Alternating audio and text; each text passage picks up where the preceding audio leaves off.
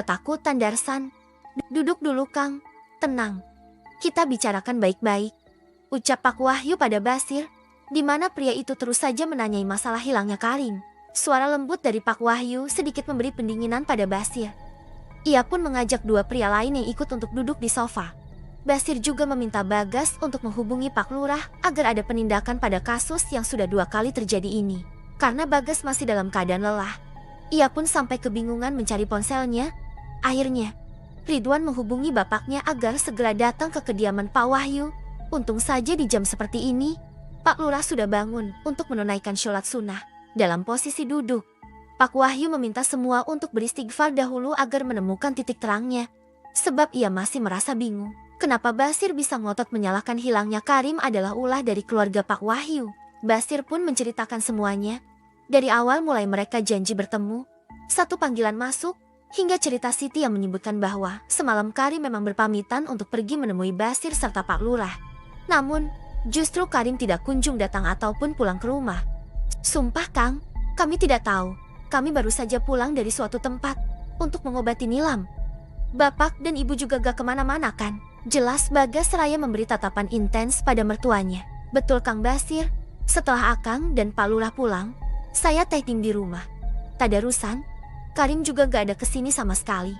Pak Wahyu kekeh pada keyakinannya yang sama sekali tidak mendengar suara orang bertamu sepanjang ia terjaga. Sudah 2 kali kejadian ini, dari mulai Bu Eni sampai Karim. Nanti siapa lagi yang akan kalian tumbangkan? Tangan Bagas mengepal, posisi tubuh serta otaknya sudah sangat lelah. Ingin sekali ia menghajar Basir karena terkesan menyudutkan keluarganya. Akan tetapi, Ridwan berusaha menahan Bagas dengan alasan, masalah akan semakin rumit jika diselesaikan dengan adu otot.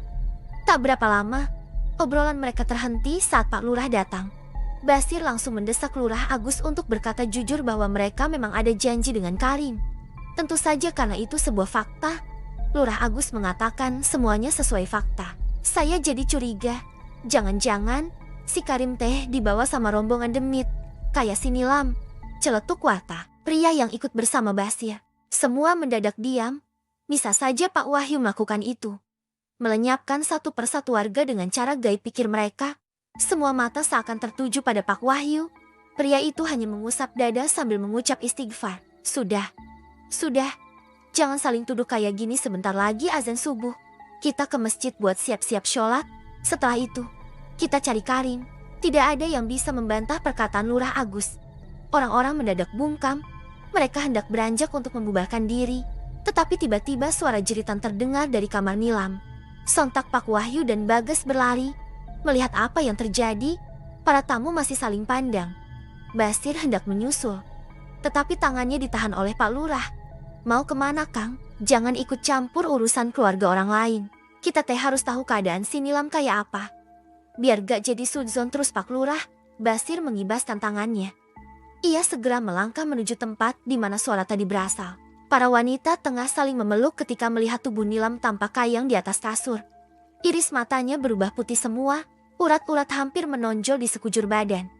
Bu Rosidah terus saja meminta Nilam beristighfar, menyuruhnya untuk melawan makhluk yang terus-menerus mencoba masuk. Orang yang bertamu ke rumah Pak Wahyu tentu saja kaget melihat keadaan Nilam. Mereka seakan melihat mayat yang baru saja dibangkitkan dari kubur. Dua rekan Basir sampai berlari ketakutan. Sedangkan Basir sendiri masih terus melotot dengan tubuh mematung. Gegas Pak Wahyu masuk. Ia meminta bantuan pria yang lain untuk menurunkan tubuh Nilam. Bagas, Ridwan, dan Pak Lurah langsung mendekat ke ranjang. Semuanya meminta izin dulu untuk menyentuh tubuh Nilam. Dengan kekuatan penuh, badan yang kaku itu ditekan secara perlahan hingga menyentuh permukaan ranjang. Pak Wahyu langsung menyentuh ubun-ubun putrinya. Ia membacakan surah pengusir jin. Jeritan Nilam melengking. Sejurus kemudian Nilam pun pingsan. Pak Wahyu mengusap wajahnya. Pria itu berkata, "Gas, ikat tangan dan kaki si Neng seperti biasa. Khawatir dia ngamuk lagi. Tugas kita membantu warga mencari Karim." "Baik Pak." Bagas langsung mengerjakan perintah dari mertuanya, dibantu oleh Ridwan. Sementara itu, Pak Wahyu mengajak Lurah Agus untuk menuju ruangan tamu. "Apa Nilam seperti itu setiap hari Pak?" tanya Lurah Agus penasaran. Basir pun membuntuti dari belakang karena ingin tahu penjelasan dari Pak Wahyu soal kondisi yang baru saja ia lihat. "Betul Pak, malah kadang lebih parah. Bapak bisa lihat ada luka di kaki sama jari-jarinya. Sineng sering menyakiti diri sendiri. Itulah kenapa saya tidak mengizinkan orang lain untuk menjenguk. Risikonya besar. Jelas Pak Wahyu. Bibirnya turun, memperlihatkan betapa sedihnya pria itu saat ini. Sabar Pak, insya Allah semuanya akan kembali seperti dulu. Mungkin Allah sedang menguji Pak Wahyu lewat anak-anak, ucap Lurah Agus, sedikit menghibur. Meski ia tahu, Pak Wahyu sedang butuh solusi, bukan sebatas ucapan sabar belaka. Sabar Pak, insya Allah semuanya akan kembali seperti dulu. Mungkin Allah sedang menguji Pak Wahyu lewat anak-anak, ucap Lurah Agus, sedikit menghibur. Meski ia tahu, Pak Wahyu sedang butuh solusi, bukan sebatas ucapan sabar belaka. Sang Bagastara sudah naik 3/4 dari tingginya langit. Desa Wangunsari tampak cerah dengan sorot mentari yang membuat suasana pagi terasa hangat. Namun, tidak dengan duka nestapa yang dirasakan warga. Lagi-lagi mereka dirundung pilu atas hilangnya salah satu warga. Tanah makam Bu Eni belum juga kering. Tetapi para pria harus disibukkan kembali dengan pencarian orang hilang. Aktivitas kerja harus terganggu.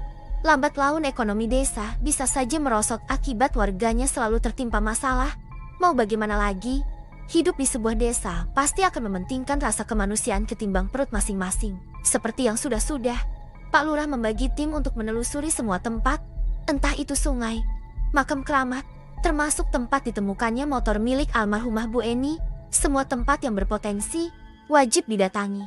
Ada yang berbeda pada wajah salah satu warga hari ini, ialah Darsan. Pria itu sedari tadi sibuk mengelap keringat dingin yang membasahi dahinya. Darsan terus saja melirik sosok pria yang terlihat santai menyibak daun onat di sisi-sisi makam keramat. Kebetulan, Darsan ditugaskan di sana bersama beberapa pria termasuk Bagas dan Jajang.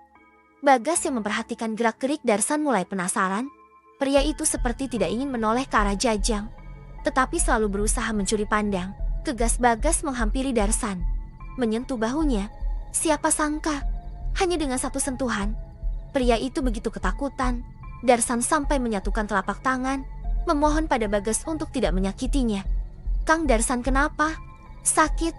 Tanya Bagas sembari membantu pria itu berdiri tegak karena posisi tubuhnya sedikit membungkuk. Enggak Gas, saya cuma lagi ngelamun aja. Jelasnya gelagapan. Jajang yang mendengar obrolan keduanya melirik ke arah Darsan. Buru-buru Darsan memalingkan wajah. Keringatnya pun semakin mengucur deras. Mata Bagas menyipit. Ia mencurigai gerak-gerik Darsan maupun Jajang. Yakin Kang? Soalnya dari tadi Akang kayak kurang nyaman. Akang takut sama seseorang. Tanya Bagas lagi. Nada bicaranya sedikit dipertegas. Wajah Jajang sontak terangkat. Ia menatap dua pria yang berdiri sekitar 1 meter dari tempat kediamannya. Mata elang itu menyorot ke arah Darsan, di mana Darsan menunduk. Pandangannya seperti mencari tempat ternyaman untuk dijatuhkan. Sumpah Gas, saya gak apa-apa, cuma memang lagi banyak pikiran di rumah. Kilah Darsan, enggan berpapasan wajah dengan Bagas. Ya sudah, kita lanjut pencariannya Kang. Kalau sekiranya ada yang mengganggu, bisa bicara ke saya. Insya Allah saya bantu. Bagas menepuk bahu Darsan. Sebelum pergi, Bagas menoleh ke arah Jajang yang masih diam di tempat sembari menatapnya. Entahlah, ada feeling yang sedikit buruk di hati Bagas. Namun saat ini berusaha ia tepis karena harus fokus pada pekerjaannya. Sepeninggalan Bagas, Darsan kembali berjalan ke arah lain dengan langkah perlahan. Antara kaki dan otak seakan tidak sejalan, sampai-sampai kakinya menginjak bebatuan licin. Hampir saja Darsan terjatuh kalau tidak ada seseorang yang menarik bajunya dari belakang. Sontak Darsan terkejut saat melihat siapa yang menolongnya. Tubuh pria itu semakin bergetar, tangannya mendadak dingin semua. Perutnya begitu mulas, menciptakan sensasi mual yang luar biasa. Kang Darsan sepertinya ketakutan melihat saya. Tanya Jajang dengan nada santai. Ada senyum terukir dari bibir itu, yang justru memancing sesak di dada Darsan. Enggak Jang, saya cuma lagi kurang enak badan. Tolong lepasin saya Jang, ucap Darsan setengah memohon. Sebab baju belakangnya masih dipegangi oleh Jajang.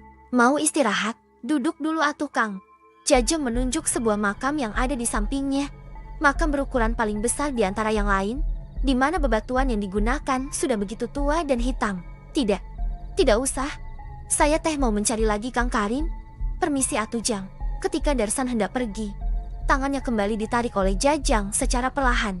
Darsan menelan ludah. Kaos berkerah yang ia pakai seakan mendadak sempit, sampai dirinya kesulitan untuk bernapas. Keluarga Kang Darsan apa kabar? Saya dengar anak Akang yang bungsu sakit ya? Bagi Darsan, pertanyaan itu seakan bernada mengancam. Darsan hanya terdiam. Ia mengusap dahinya yang dibanjiri keringat. Andai saja tadi dia tidak keluar rumah. Cukup merenung bersama keluarga tanpa terlibat dengan hal yang membuat asam lambungnya naik. Jajang mendekatkan wajah ke telinga Darsan. Pria itu membisikkan sesuatu. Napas Darsan mendadak tak beraturan. Setelah mengangguk pasrah, pria itu cepat-cepat pergi dari area pemakaman. Ternyata, sedari tadi Bagas memperhatikan kedua pria tersebut. Ia merasa ada rahasia besar yang mereka simpan. Bu Rahayu yang baru selesai mengisi air panas ke termos dari panci besar merasa ada yang berbeda di rumahnya. Biasanya, pagi hari seperti ini Teh Rita sudah berjibaku dengan aktivitas sarapan. Namun, wanita bertubuh sintal itu masih belum terlihat hilir mudi ke dapur. Teteh lagi apa? Nah, belum keluar, panggil Bu Rahayu. Sama sekali tidak ada jawaban dari Teh Rita. Karena takut Teh Rita sakit mendadak, apalagi semalam baru pulang dari luar kota. Bu Rahayu segera menghampiri putrinya ke kamar. Pintu kamar Teh Rita masih tertutup rapat. Secara perlahan, pintu diketuk.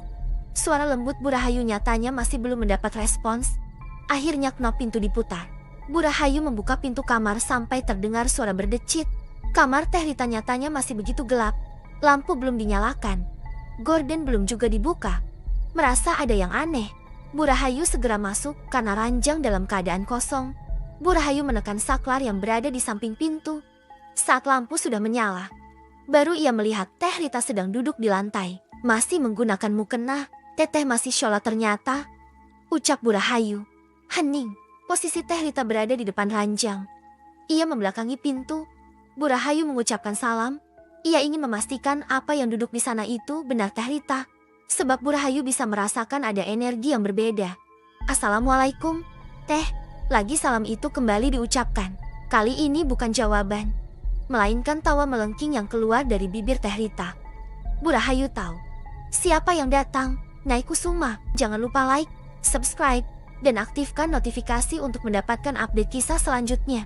Sampai jumpa di video berikutnya.